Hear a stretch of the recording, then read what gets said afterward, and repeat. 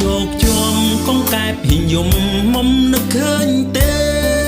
ជុញចតត្រីតាមភ្លឺស្រែចាប់ក្តាមស្រងារដើដងស្ទូបងវិចបាយស្រីរៀបបំរុងជីវភាពក្តាមខ្យងបេះដូងមិនដែលរវិត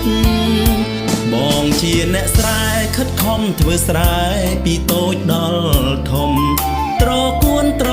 គៀតបាយគុំស្រូវស្រាលផ្ដាំទុំមិនដេចអូនត្រូវឃ្លាតតោមស្រែចាំចាប់ស្រែកសួរថា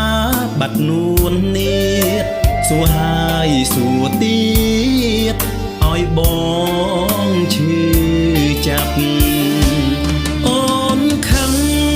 រឿងអ្វីគួរស្ដីប្រាប់ផងនាងកលចាំចងប្រាប់រឿងអំពកសំណាប់នឹកគ្រាបជួរងក្នុងបេះដូងនៅចាំចងនឹកដៃស្រីធ្លាប់ជួបយើងឲ្យបងក្រសាំងទុំដើមស្ទើរដាច់ដងហើមព្រោះបាត់ស្រីថ្លៃនាងកលរតែក្របីលែងមានតម្លៃសម្រាប់បេះដូ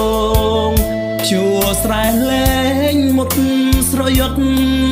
ស្រយងជ្រុលអូនក្បត់បងនួលអងកុំភ្លេចរឿងដើ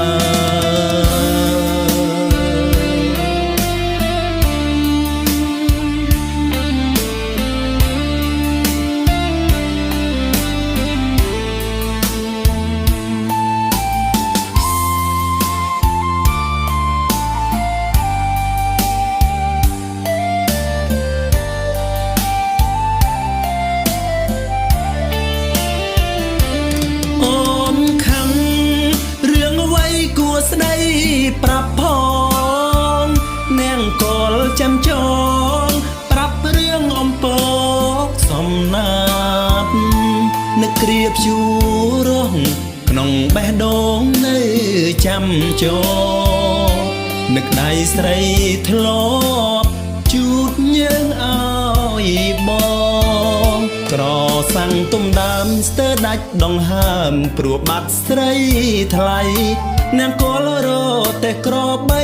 លែងមានតម្លៃសម្រាប់បេះដូងជួស្រែលែងមុតស្រយត់ស្រយងជ្រុលអូនក្បត់បងនួលអងកុំភ្លេចរឿង